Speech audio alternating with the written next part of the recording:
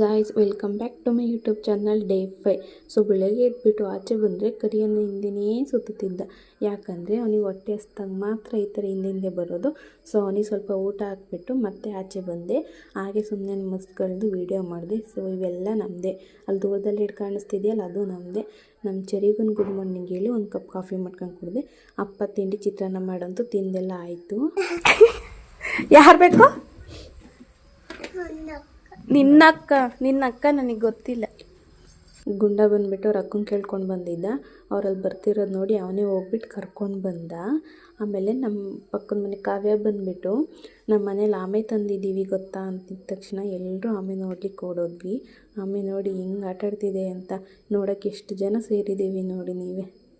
ಆಮೇಲೆ ಸಂಜೆ ಅಪ್ಪ ಅಜ್ಜಿ ನಮ್ಮ ಚಿಕ್ಕಜ್ಜಿ ಊರಿಗೆ ಹೋದರು. ಅಂದರೆ ನಮ್ಮ ಅಜ್ಜಿ ತಂಗಿ ಊರಿಗೆ. ಅವ್ರು ಹೋದ್ಮೇಲೆ ಊಟ ಮಾಡಿಬಿಟ್ಟು ನಾನು ಕರಿಯ ಮಲ್ಕೊಂಡ್ವಿ.